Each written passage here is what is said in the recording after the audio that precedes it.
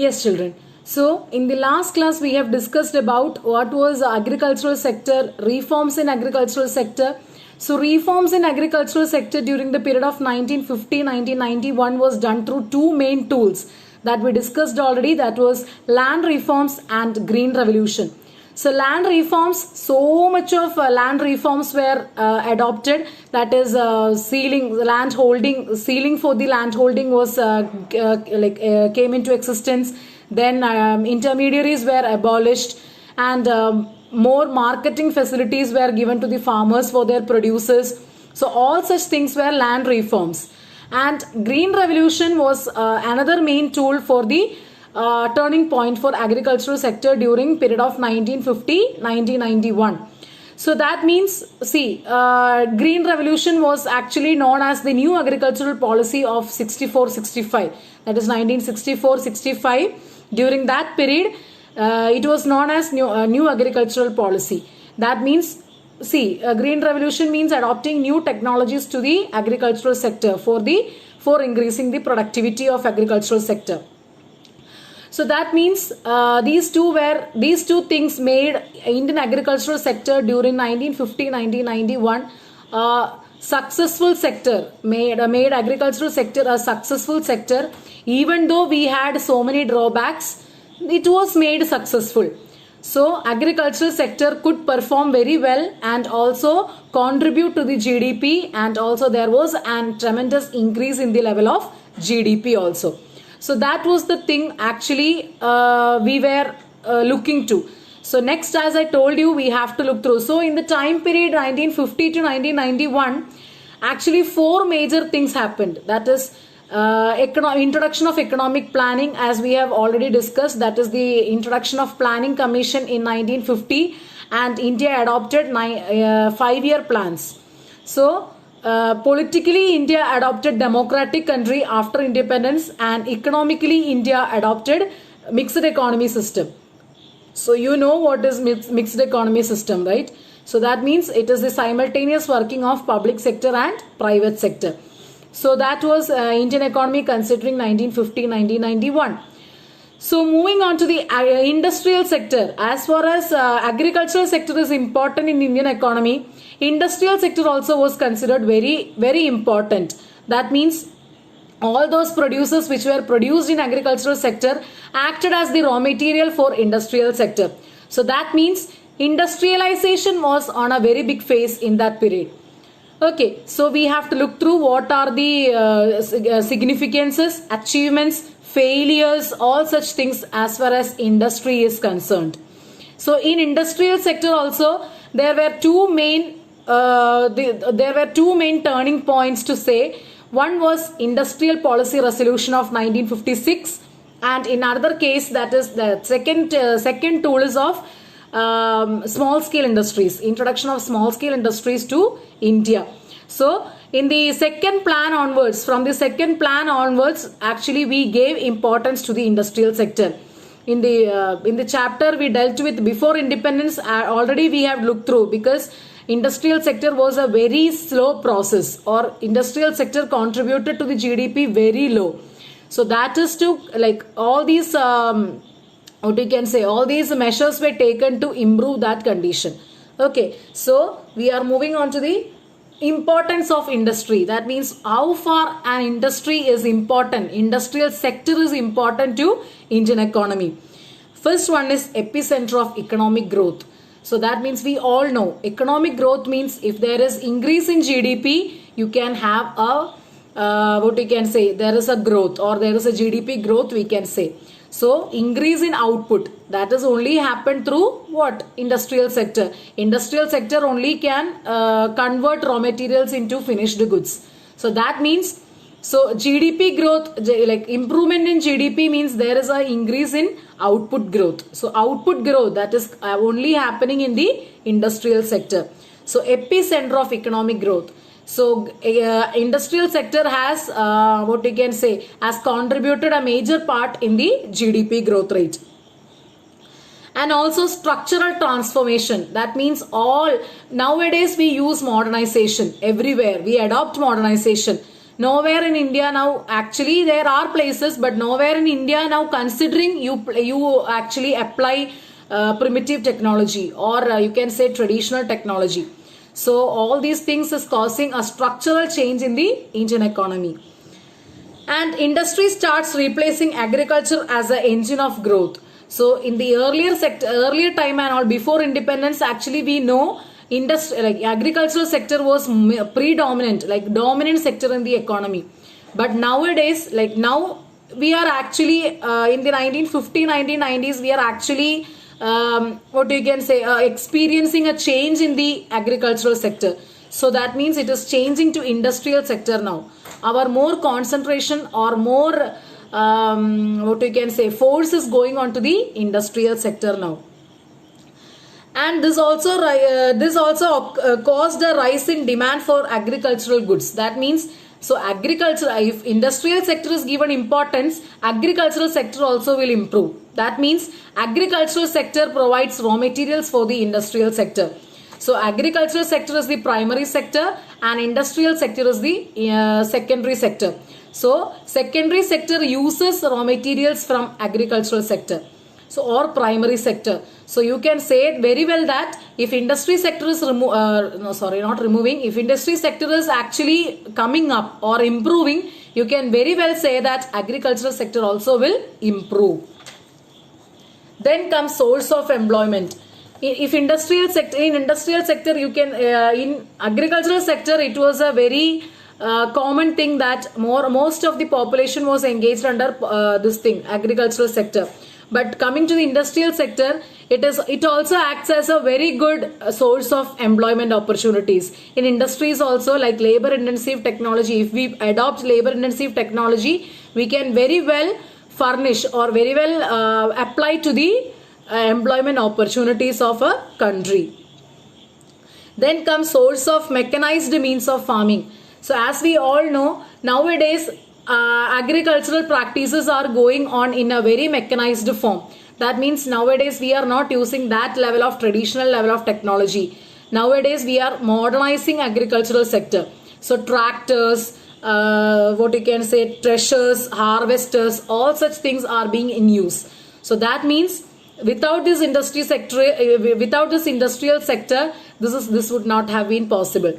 So mechanization of farming is only possible through improvement in industrial sector. So that is source of mechanized means of farming. Then imparts dynamism to growth process. That means see, in the absence of industry, growth process will be restricted only to the food grains. So with industrial process or with industrial progress, you can say, actually in agricultural sector is also gaining its importance. Then industrialization added two new dimensions to human life. That is wave of consumerism. It has generated a wave of consumerism. That is see, it is like endless consumption.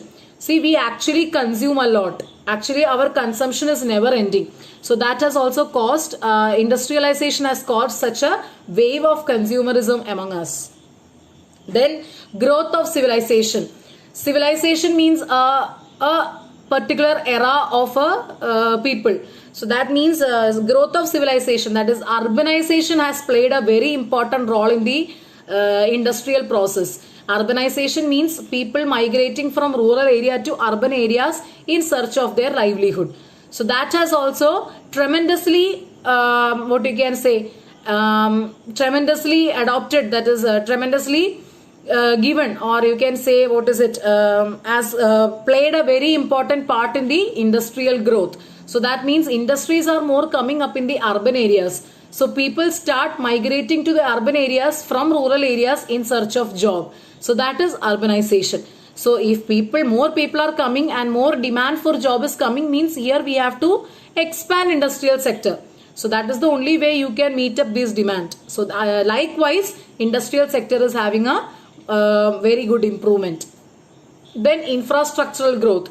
So industrial performance actually pave way for infrastructural growth. Without proper infrastructure, you cannot have a better quality or better performing industrial sector. So both economic and social infrastructure is very important Very important for the functioning of a industrial sector. Then comes industrialization, an engine of growth. Industrialization, that is growth process, and industrialization are so related to each other.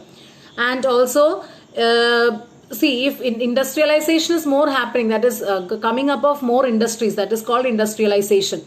So, if industrialization is happening, all these advantages could be put up in a single roof. That means more employment opportunities, more economic growth, more contribution to the GDP, all such can be put up in a one roof. So these all are what we can say factors affecting the importance of this industrial sector in the economy. So next video we will be dealing with factors necessitating the public performance. Okay. Yes, children. So in this video, we have to deal about what is the role of public sector, or what are the reasons for increased role of public sector during this period time, or this time period, that is 1950 to 1991. So as we all know, India has taken up mixed economy system, but even though India opted for mixed economy system, public sector was given more importance. So that means public sector was taking, or the state was given more control than the private sector. So even though mixed economy system was followed in India, you could say that at that period of time state was given more importance. But nowadays it is not at all this scenario. That is, we have equal importance to private sector and public sector. So at that particular point of time, state was given more importance, or government sector was given more importance. So these were the factors which necessitated the more performance or more participation of public sector in India. First one was lack of capital. See, private people or group of private people couldn't raise that much of capital for the industrial development. So so they could not perform very well in the industrial sector. So lack of capital means, so public sector could give, or you can say could raise more of the capital than the private sector. So that is why such necessity was given for a public participation. So public sector was given more importance than the private sector. And second one was low inducement to invest. That is, at that particular point of time, there was no other options other than to what you can say, no investment options was there. Nowadays you have so much of avenues to invest.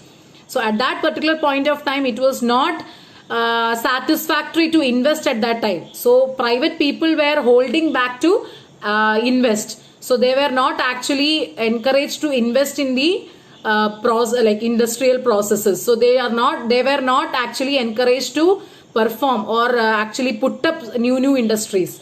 So at that particular point of time, industrial sector was actually dominated by the public sector. See, low income, low demand was there, limited size of the market, and low investment, and also again low income. So this was going as a cycle. So it was only low income. There are no sectors were performing a very good performance. So that means they were only getting low income. With that, they have to satisfy their livelihood as well as they have to invest. So at that particular point of time, savings was less. So what could you save? Only you could invest. So since saving was less, you couldn't invest more. So that means more industries are not coming up. Okay. Next is growth with social justice. Actually, if industrial sector was given, or industrial sector was left to private sector, means there will be more of profit motive other than social justice. So if it was left to public sector, there will be a growth with justice. So that means there will be more equitable distribution of income. Understood? So this was, so concentration of wealth was to be discouraged, and public investment was considered as the best means to achieve it. So if it was left to private people, there will be concentration of more income in the hands of private people. So to avoid that, the government took up the role of to increase or encourage industrial sector. Okay.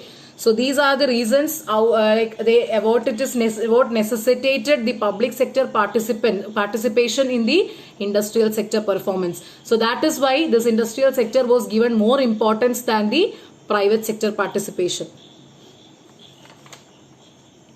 So as I told you, at that particular point of time, two main tools were used to turn or change industrial sector. So among that one was IPR of 1956, that is Industrial Policy Resolution of 1956. So as per IPR 1956, the state or the government divided industry into three parts, that is fully state owned, both privately and publicly owned, and also that is a mixture of public and private, and then more like only privately owned. But in all of these things, first one is obviously state owned, so that means government is having more role there.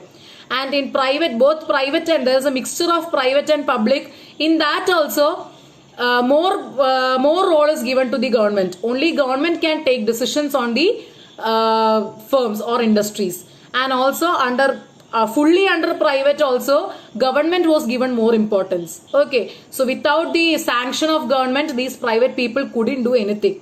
So that also caused a very what you can say, a very discouragement of the people to participate in industrialization.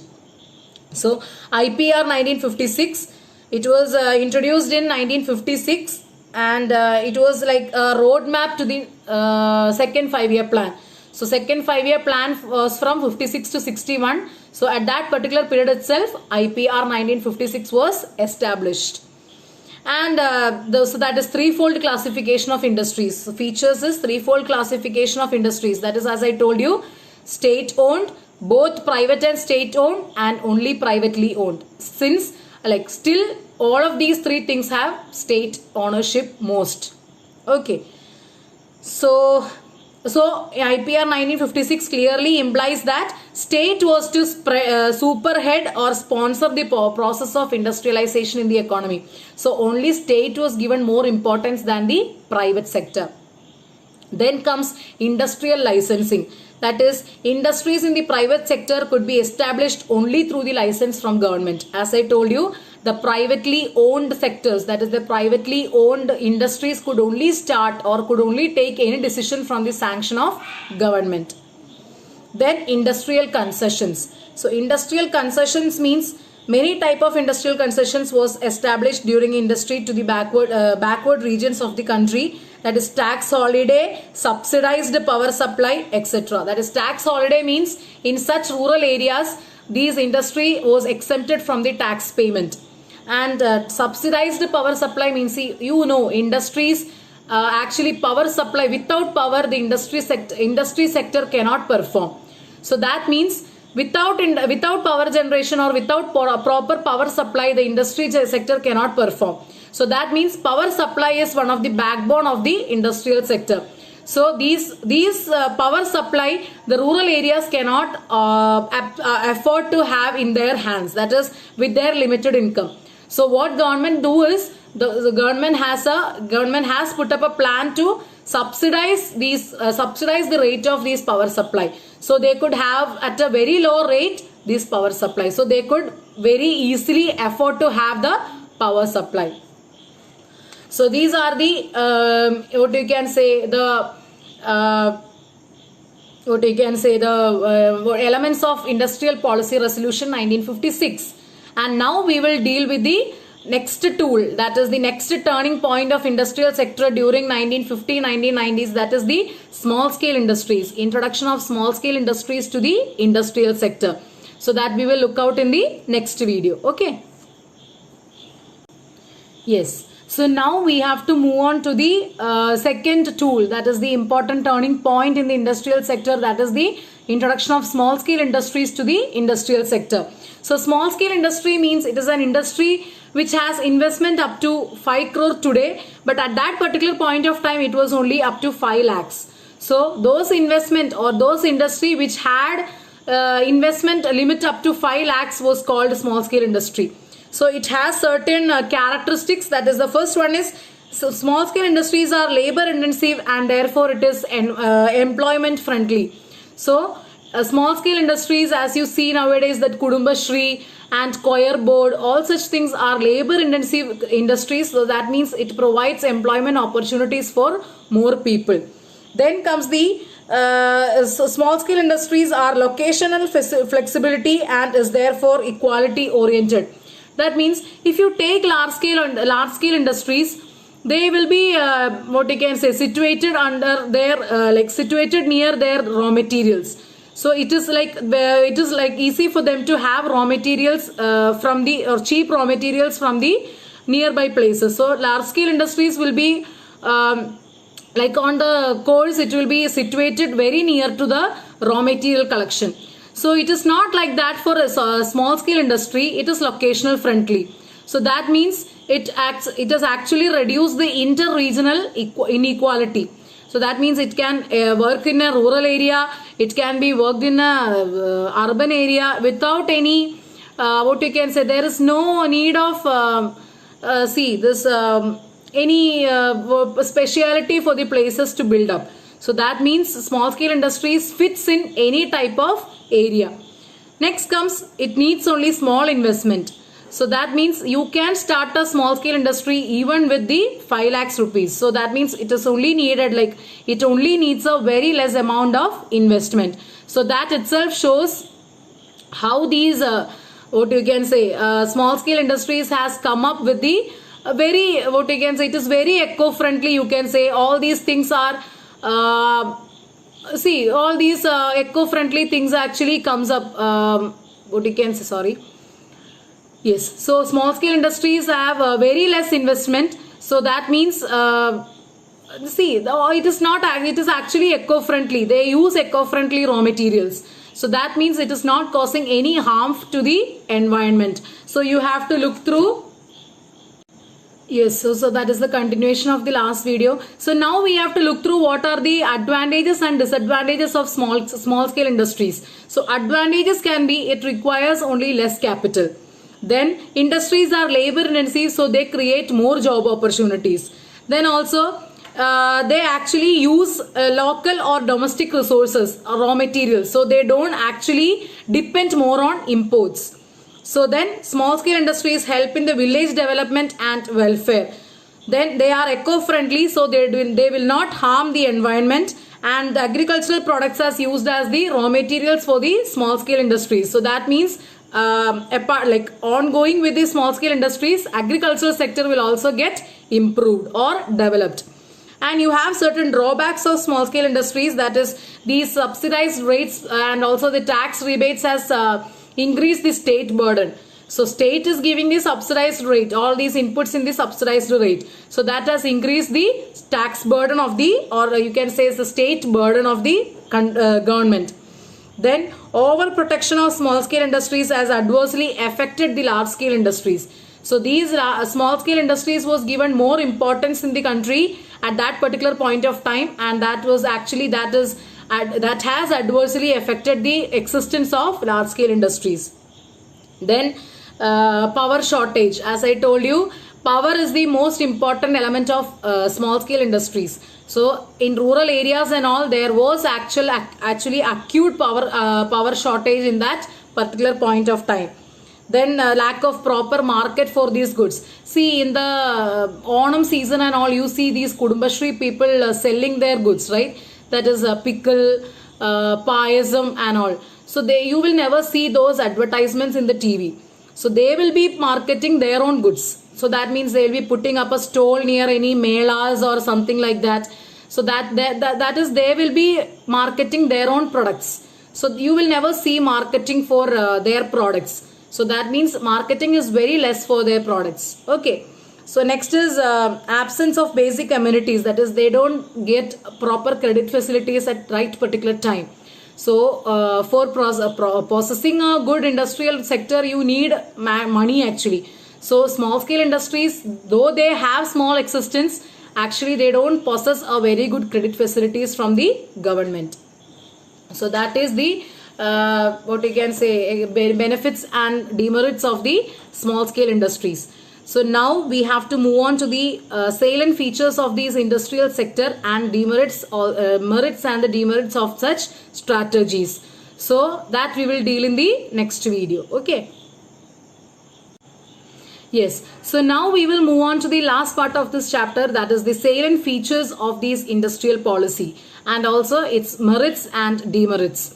So these were the salient features of this strategy. That is, first one is public sector was given major role in the economy during that period. See, now you have to think that we are analyzing about the time period 1950-1991 in the Indian economy. So at that particular point of time, state was given more important than the private sector. And private enterprises were playing only a secondary role in the Indian economic development. So that means primary sector or the primary position was given to the state. So that is, public sector was dominating at that particular point of time than the private sector. Then process of industrialization focused on the import substitution. So import substitution means whatever we are importing, that we are producing, that we are trying to produce domestically itself. So that is import substitution. So as you all know, import and export. So more of import is harmful for the economy. That means we are actually paying the money for imports. So more money will be leaked out from the economy through imports. And also there is a very dangerous situation for our domestic producers. Such an like I'll give you an example, that is, we are producing, or our domestic producers are producing the goods, but all those goods we are importing from other countries. So what will we do with the products of products which were used by which were produced by these domestic producers? So their market is actually going down. So that means to protect our domestic producers, import substitution was held in the economy. Then comes protection was to be like protectionism. So protection, that is, the domestic production was domestic producers were given protection through two main things, that is tariff and quota. Tariff means it is the tax payment to take one good or service beyond the geographical boundary of a country. So that means you have to pay tax and import or export. So if there is more tax imposed, like more taxes imposed for import, to restrict import. To encourage export, less tax were imposed for exports. Then quotas, that means quantity restrictions. This much of quantity of things only should be exported or imported. So that has also caused a very very restrictful foreign trade in Indian economy during 1950-1990. And large scale industries were given very less importance, that is with the introduction of small scale industries, even though they managed to put up their place, or put up their place or performance in the economy. And also it has engined or paved way for the infrastructural development of the country. And small scale industries was to set up, the motive of employment generation and providing equality or equity among the people of the country. So these were the strategies adopted in the industrial country during 1950 and 1991. So now we have to analyze its advantages and disadvantages. So advantages can be economic growth got a big push, and industrial output actually it has increased also. Then there was a marked diversification in the industrial sector. As we all know, we were actually famous for handicrafts, cotton, jute, silk, etc. But at that particular point of time, we actually shifted or diversified our industrial sector to chemicals, automobiles, metals, all such industries. So that was actually a very turning point for our Indian economy's industrial sector. Then growth of large scale industries, that is more large scale industries, industrial projects were turning up. Then growth of small scale industries made a substantial contribution in achieving the objectives of growth with social justice. So as public sector is also playing a very important part in small scale industries, you could say that they could achieve more growth with social justice. So these were the advantages of these industrial policies during 1950 and 1991. And now they also, like, if a coin is having one side, it will be having another side also. So if it's having a good side, it will be having a bad side also. Not bad side, actually we should say they are the drawbacks of these strategies. So public sector was gaining importance. So public sector was having more importance also, but they were not performing up to the mark. So they were actually loss making units. So that means more losses were made by public sector units. So that was one of the drawback at that particular point of time. So as they already had a dominating power in the economy, they never used it as a very good source. That is, they always performed inefficiently. Okay. Next is protection of domestic industry stimulated its growth. So our actually you could say that internationally we actually came little down. That means domestic producers were actually protected by tariff and quota.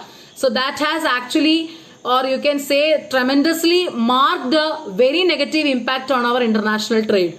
So that means protectionism has caused a very, say, somewhat negative impact for international trade during that time period.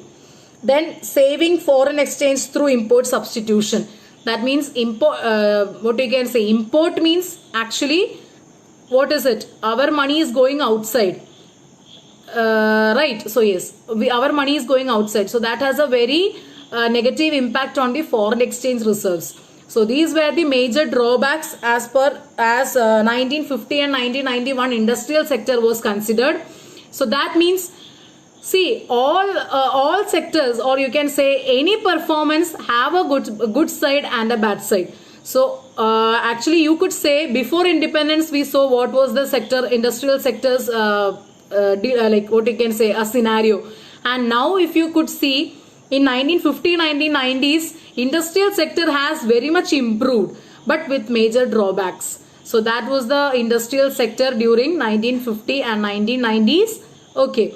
So now we have to look through the foreign trade of this sector this time, that is 1950 to 1990s. That will be dealing in the next class. So now we have moved through economic planning in agricultural sector and industrial sector during the time period 1950 and 1990 during the Indian economy. So in the next class we will be moving on with the foreign trade policy, that is the international trade scenario of 1950 to 1990s in the Indian economy. So that's all for today's class. Thank you. Have a good day.